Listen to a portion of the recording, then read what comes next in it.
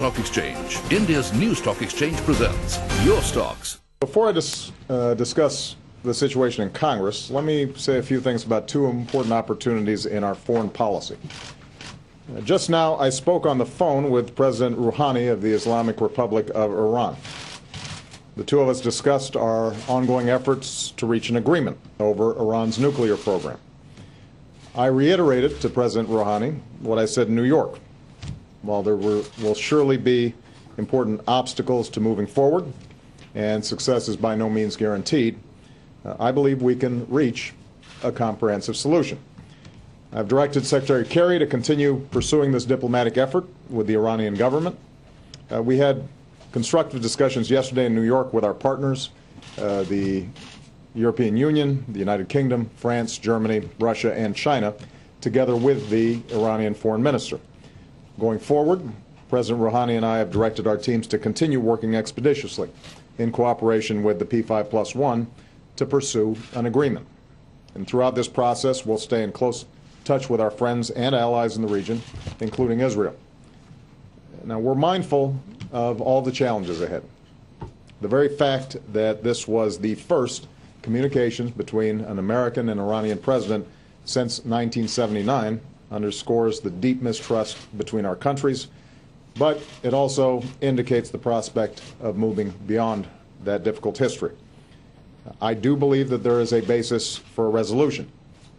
Iran's supreme leader has issued a fatwa against the development of nuclear weapons. President Rouhani has indicated that Iran will never develop nuclear weapons. I've made clear that we respect the right of the Iranian people to access peaceful nuclear energy in the context of Iran meeting its obligations. So the test will be meaningful, transparent, and verifiable actions, which can also bring relief from the comprehensive international sanctions that are currently in place. Resolving this issue obviously could also serve as a major step forward in a new relationship between the United States and the Islamic Republic of Iran, one based on mutual interest and mutual respect.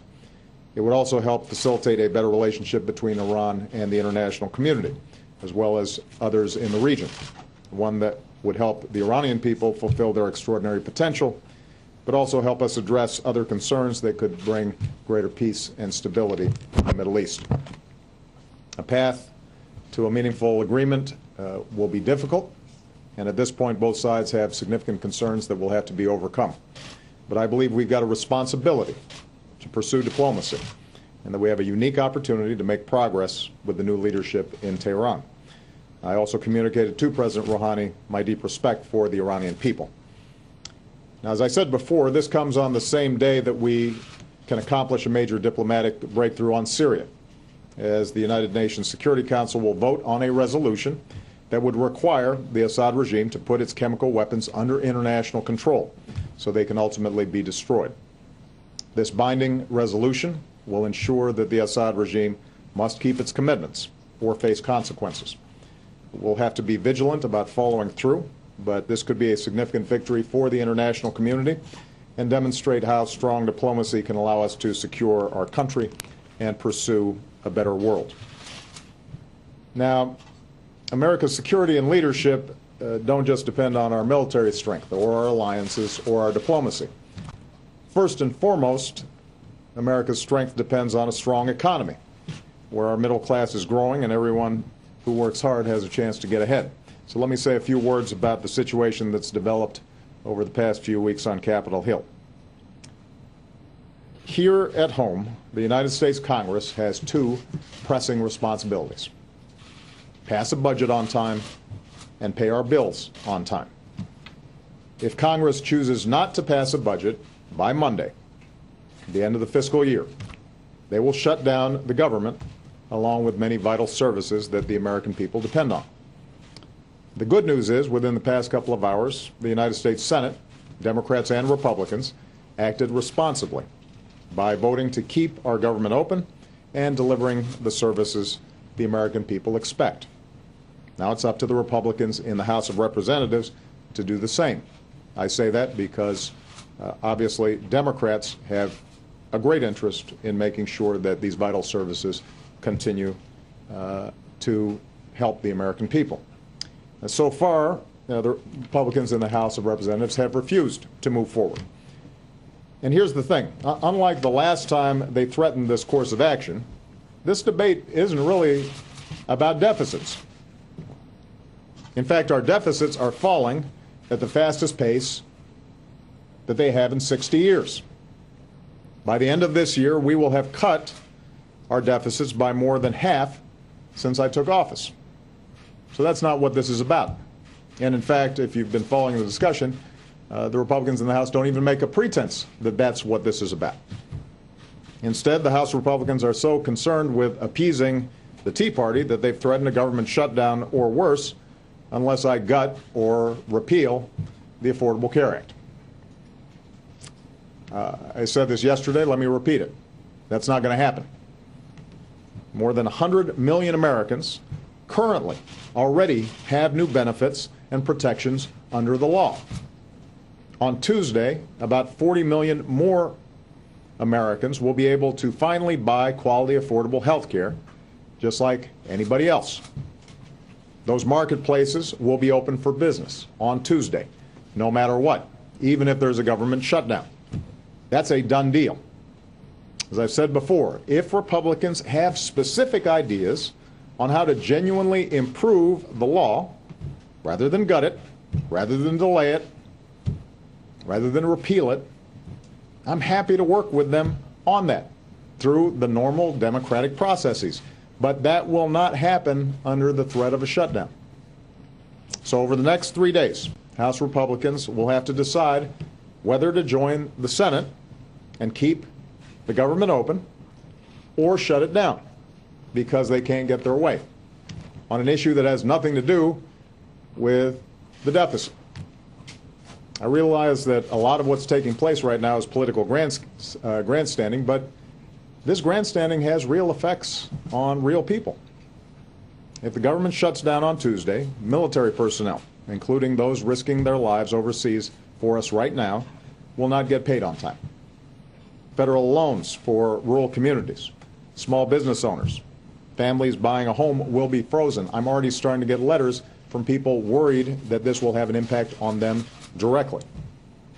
Critical research into life-saving discoveries will be immediately halted.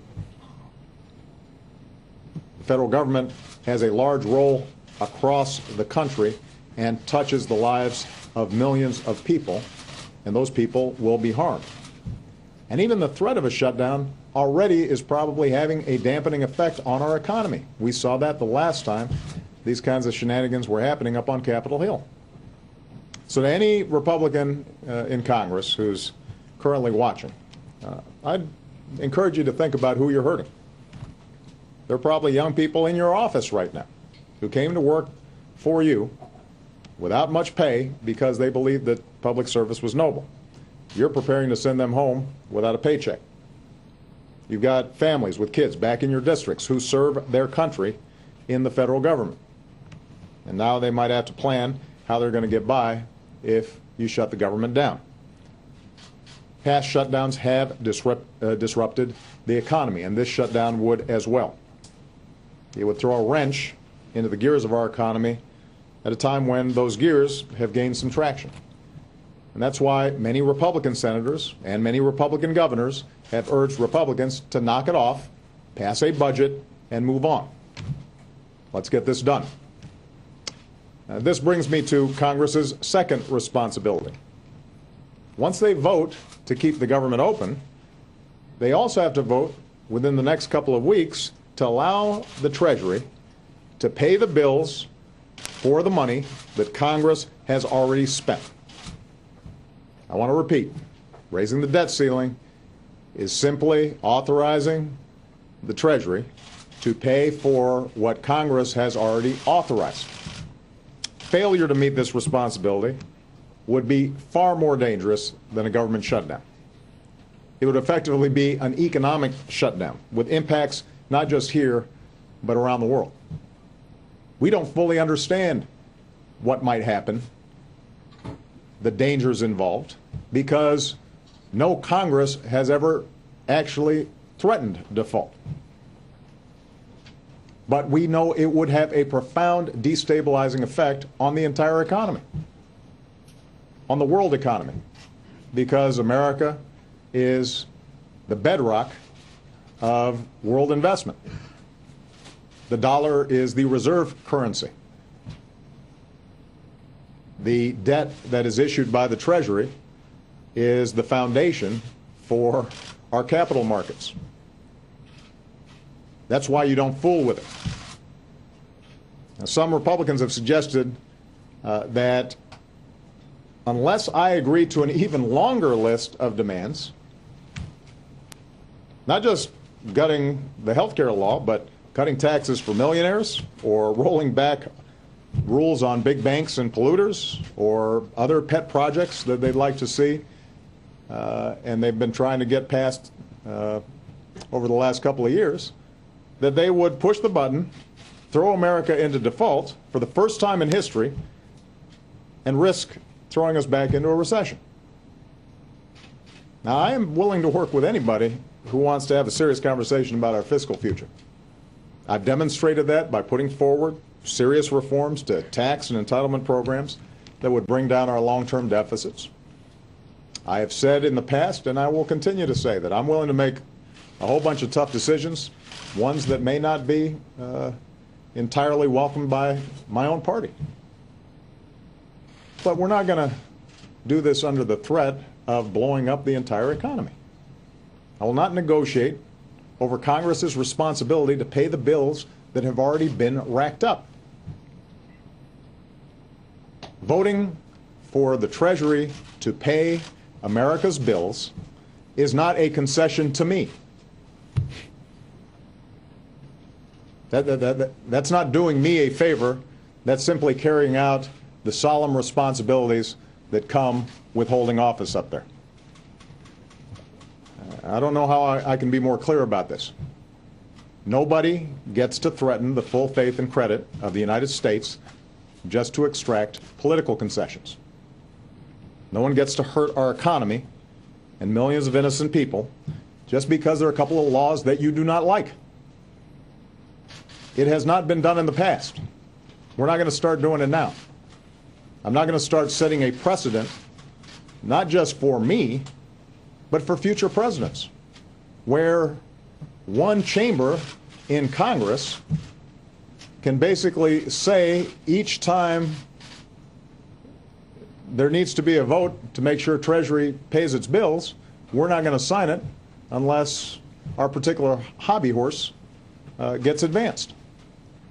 Imagine if you had a Republican president and a Democratic speaker, and the Democratic speaker said, well, we're not going to pass the debt ceiling unless we raise corporate taxes by 40%, or unless we pass background checks on guns, or whatever other list of agenda items Democrats were interested in. Does anybody actually think that we would be hearing from Republicans that that was acceptable behavior? That's not how our constitutional system is designed. We are not going to do it. The American people have worked too hard to recover from a bunch of crises, several of them now over the last couple of years inflicted by some of the same folks in Congress that we're talking about now, to see extremists in Congress cause another crisis. And keep in mind, by the way, this whole thing has to do with keeping the government open for a few months. The continuing resolution, the bill that's designed to avert a government shutdown, basically just funds the government for another couple months, so we could be doing this all over again. I'm sure the American people are thrilled about that. And that's why we've got to break this cycle.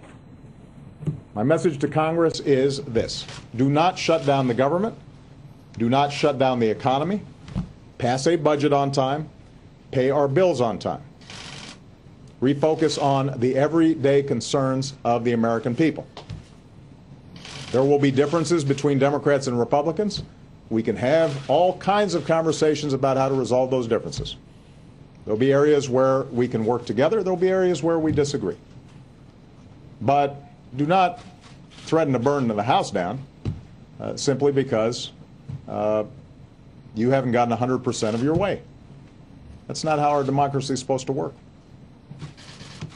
Every day that this goes on is another day that we're not focused on doing what we need to be focused on, which is rebuilding this great country of ours so that our middle class is growing and everybody's got opportunity if they're willing to work hard. That's what I'm focused on. That's what Congress should be focused on as well. All right. Thank you very much, everybody.